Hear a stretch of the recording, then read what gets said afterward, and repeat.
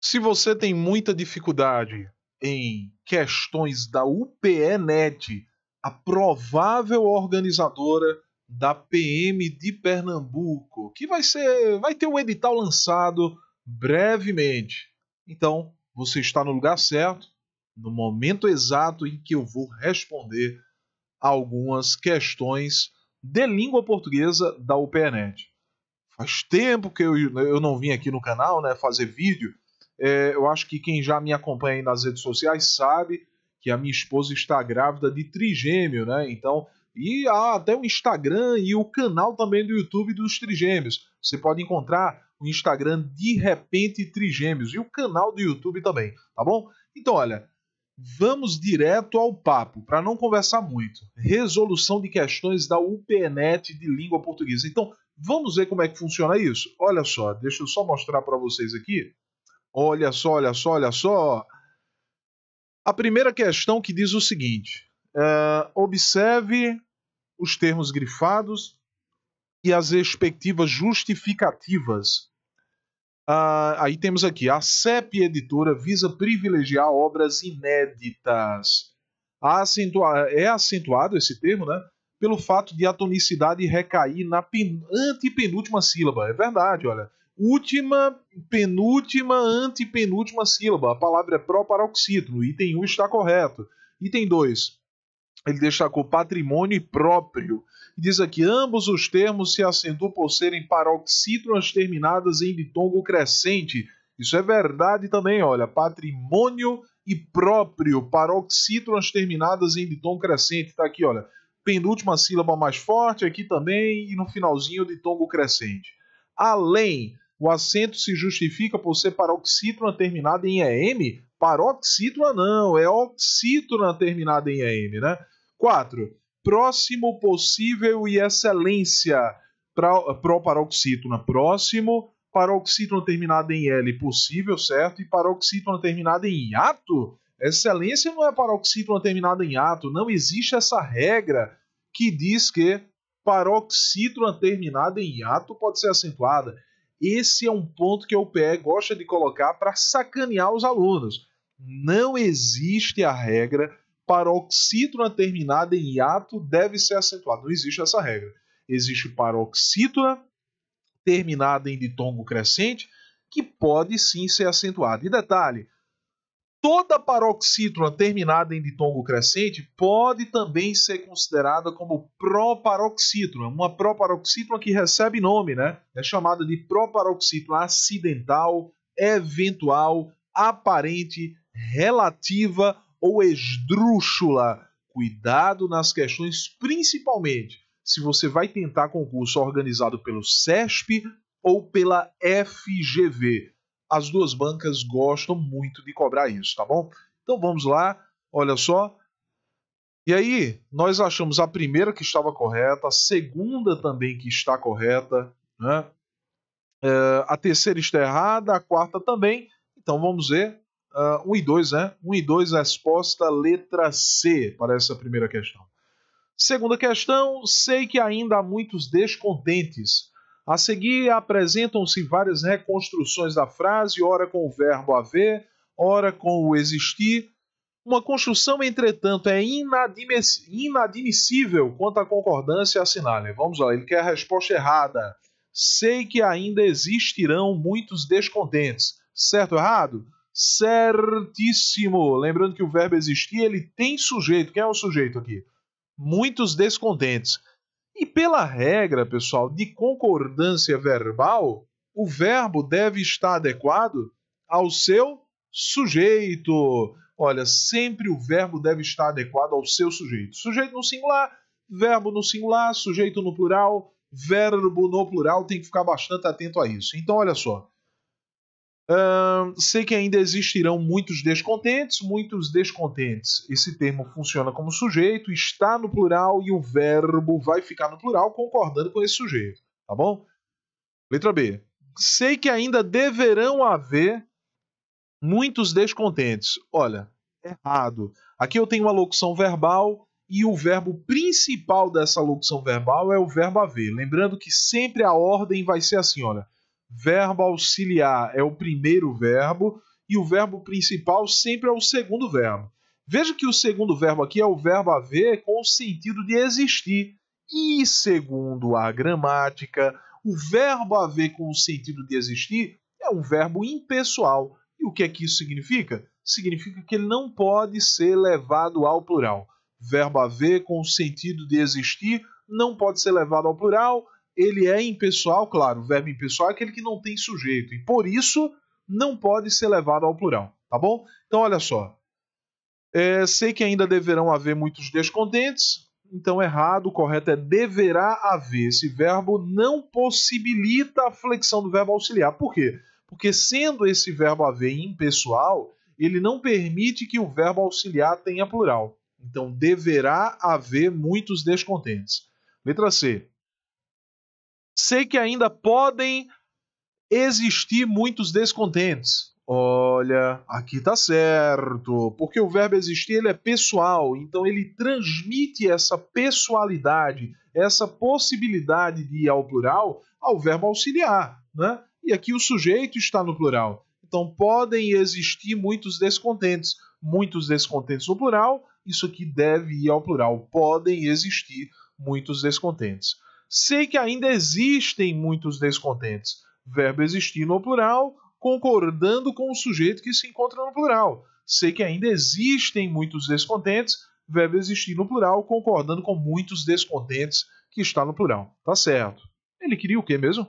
Ele queria errada, né? E errada a gente já encontrou, que é a letra B de bola. Aqui tá certo, olha, existem, da mesma forma que a letra A, existirão muitos descontentes, existem muitos descontentes, o verbo existir ele é um verbo pessoal, ele tem sujeito e ele vai concordar com o sujeito, muitos descontentes. Sei que ainda vai haver muitos descontentes, certíssimo também, lembrando que o verbo haver aqui está com o sentido de existir, ele é impessoal, ele não possibilita que o verbo auxiliar vá ao plural.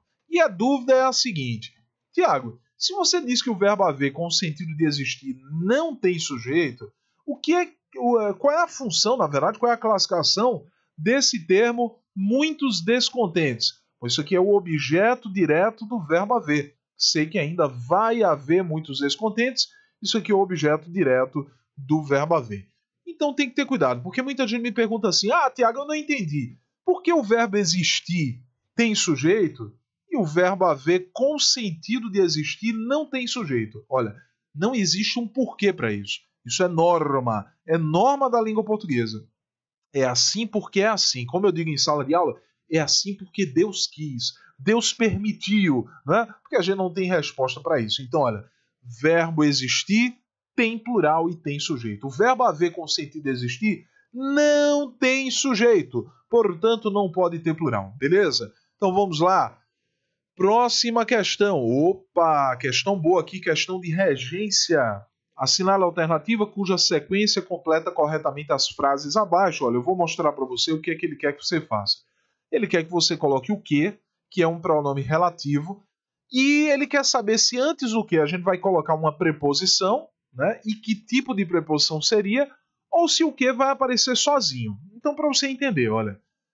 Aqui vai haver o que nesse espaço? Sei que. Sei que não. A lei que se referiu já foi revogada. Só que é o seguinte, o que não pode aparecer nesse caso aqui sozinho, pelo seguinte, sempre que a gente empregar um pronome relativo que, a gente tem que perceber se antes, se depois dele, aparece um verbo que exige preposição. E note que o verbo aqui é o verbo referir-se. Quem se refere a. Então o que é que vai acontecer? Eu pego a preposição a e jogo antes do que. Então vai ficar como? A que. A lei a que se referiu já foi revogada. Então marca aí. A que. Escreve aí, vai escrevendo. A lei a que se referiu já foi revogada. Terceira, os cálculos matemáticos se lembraram eram enormes. Olha, quem se lembra de algo. A preposição pedida pelo verbo lembrar-se vai ser jogada antes do que. Então, os cálculos matemáticos de que se lembraram eram enormes. Então, a gente já tem aqui, olha, a que e de que se lembraram eram enormes. Então, a que e de que Vamos ver? Olha, a letra A já não pode, a letra B pode, a letra C não pode, a letra D pode, a letra E não pode, porque ele não colocou o de que aqui no segundo elemento. Então, até agora, letra B e letra D. Quem vai definir, na verdade, é é a próxima frase, né?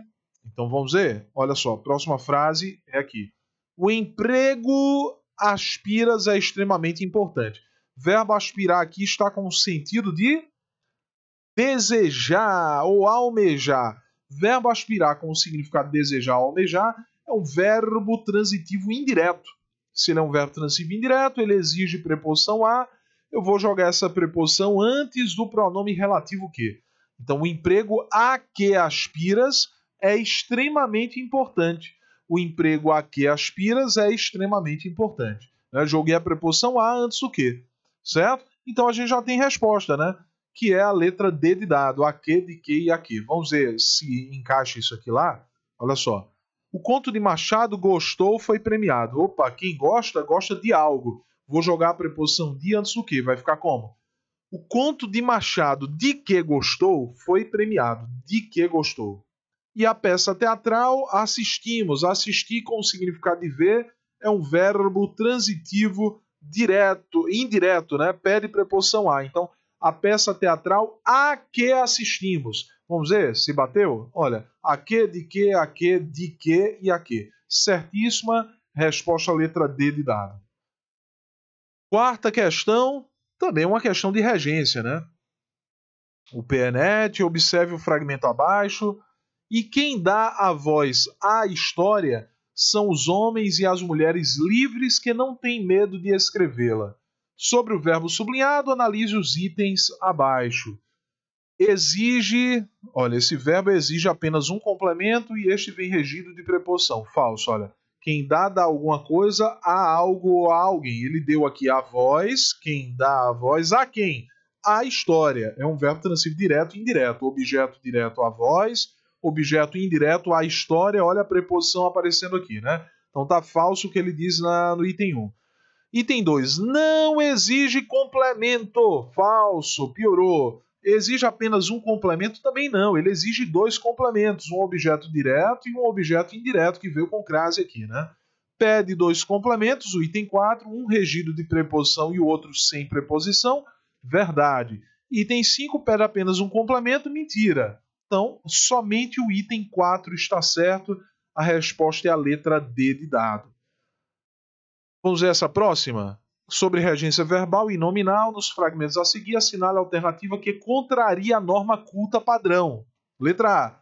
Ele quer errada. Infelizmente, todos da escola assistem às decisões negativas. Verbo assistir, com o significado de ver, pede preposição a. Como decisões é uma palavra feminina, olha o que acontece aqui. Crase. Crase, que é a junção de uma preposição mais um artigo. Tá certíssimo aqui. Os professores daquela escola aspiravam a salários dignos. Aspiravam a salários dignos. Olha, quem aspira, aspira a, né?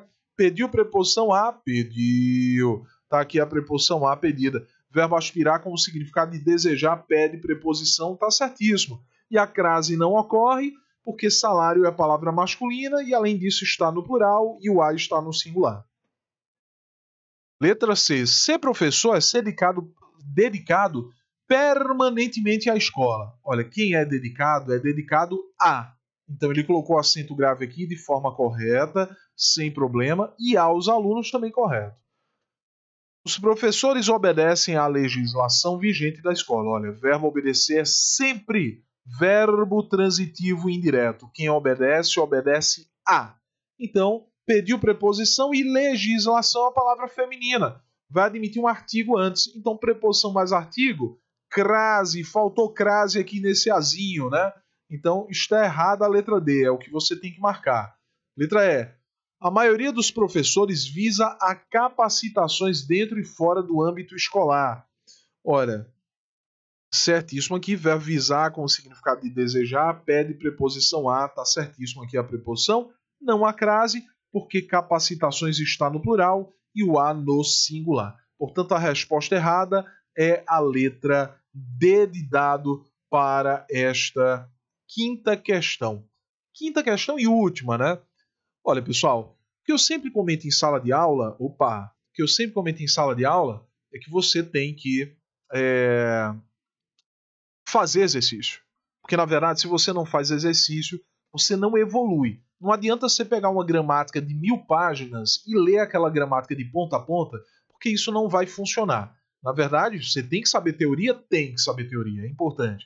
Mais do que teoria, você tem que praticar. E você só pode praticar a língua portuguesa exercitando, por meio de questões, por meio de exercícios. O que muita gente me pergunta também é sobre interpretação e compreensão. Lembra, não existe norma para interpretar e compreender. Existem dicas. Você tem que saber que interpretar é diferente de compreender, e eu vou fazer um vídeo tratando sobre isso depois. Você tem que saber tipologia textual, o que é uma narração, o que é uma descrição, uma dissertação, uma exposição ou uma injunção, né? Você tem que saber linguagem conotativa, linguagem denotativa, para que você perceba isso no texto, né? Mas interpretar e compreender é prática também. Quanto mais exercícios você fizer, mais habilidoso você vai ficar no processo de interpretação e compreensão. Entendido isso? Perfeito? Então, olha, eu fico por aqui. Espero que você tenha entendido. Se você não segue esse canal ainda, segue aí, se inscreve, aperta o sininho para receber notificações, compartilha com os amigos para que esse canal cresça cada vez mais e eu possa fazer mais vídeos aqui para ajudar vocês aí nessa corrida para o concurso dos sonhos de vocês. Tá bom? Eu fico por aqui. Até a próxima e pra frente, concurseiro!